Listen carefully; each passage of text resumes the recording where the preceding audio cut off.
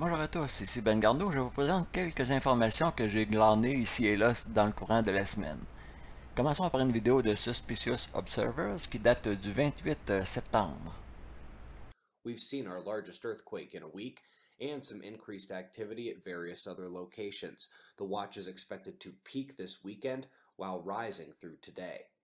Let's Environ 2 heures après que Suspicious Observers a mis sa vidéo en ligne, il y avait le gros tremblement de terre en Indonésie de 7,5. Alors, une autre vidéo mise en ligne la même journée.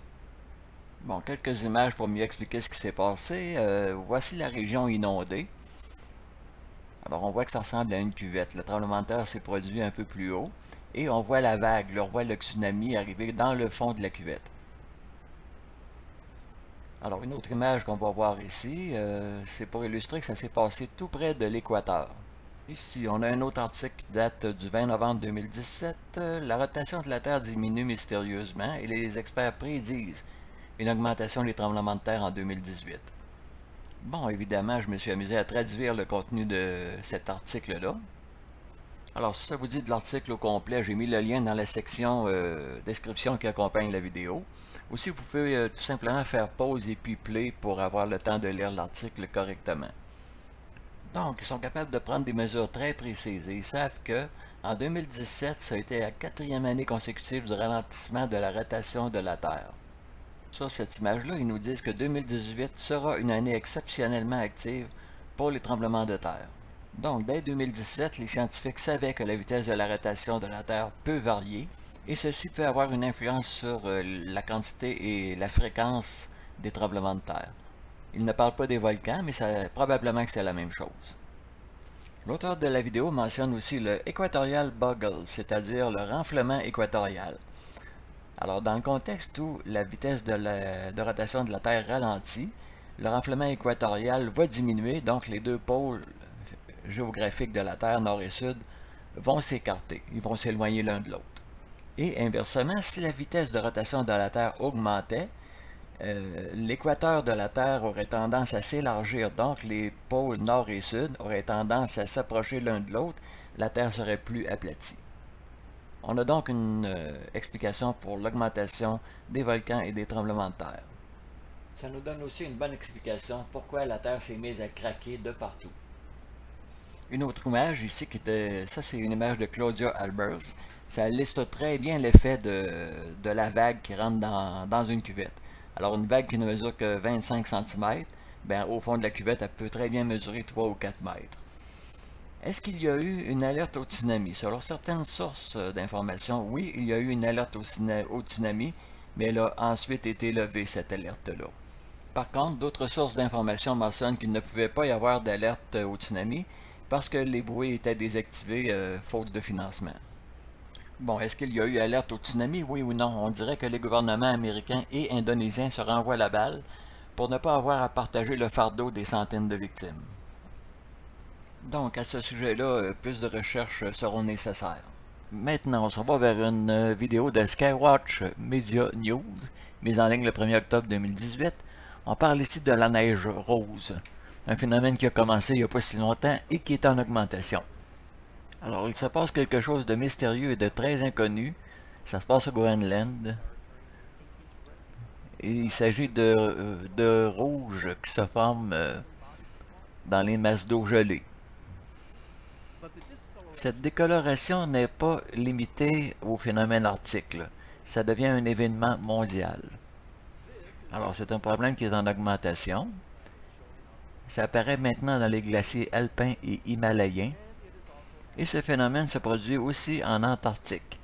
Voici le dilemme auquel les scientifiques sont confrontés lorsque c'est le temps de définir un phénomène inexpliqué.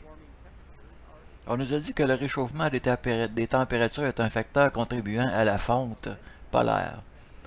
Mais il s'agit seulement d'un des nombreux facteurs qui contribuent à la fonte des glaces. Donc, il est crucial de comprendre tous les facteurs qui contribuent à la fonte des glaces. Un de ces facteurs qui contribuent à la fonte des glaces, c'est les algues qui assombrissent la glace du Groenland. Chaque été, les algues produisent des molécules et ceci bloque les rayons du soleil. Donc, les rayons du soleil vont aller se refléter dans l'espace. Donc, en résumé, plus la neige est sale, alors plus ça va absorber les rayons du soleil au lieu de les retourner vers l'espace. Donc, les algues vont produire une neige plus sombre et ça va absorber plus les rayons du soleil, donc la neige va fondre plus rapidement. C'est pour ça que la glace du Groenland fond, et rappelons que le Groenland, c'est la masse d'eau de glace la plus énorme dans l'hémisphère nord. Si toute cette glace venait à fondre, ça ajouterait 5 mètres supplémentaires au niveau de l'océan. La formation des algues n'est pas considérée comme un facteur important en ce qui concerne l'accélération de la fonte des glaces. Donc, il y a d'autres facteurs que les scientifiques ne prennent pas en compte. Il y a d'autres phénomènes qui sont moins connus et qui ne sont pas rapportés au public. Donc, le phénomène de la glace rose des calottes polaires, c'est un mystère qui n'est pas résolu. Cette image-là donne raison à Claudia Albers. Elle affirme qu'il y a beaucoup de chaleur et de gaz chaud qui sortent de la surface de la Terre. Alors, on a quelques exemples ici des gaz chauds et des vapeurs qui montent de la surface de la Terre. Ça, c'est une image qui vient de Hawaï.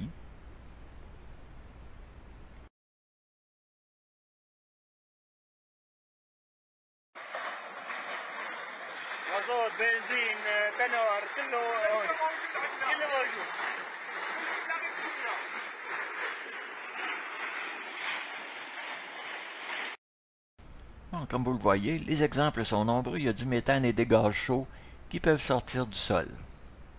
Allons-y, une dernière vidéo pour voir ce qui se passe sous l'océan.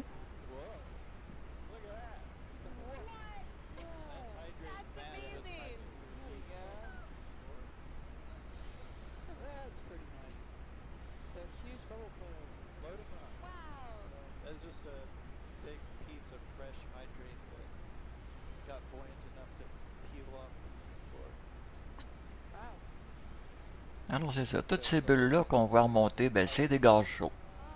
Puis des fois c'est explosif, ça envoie des roches quand même assez importantes.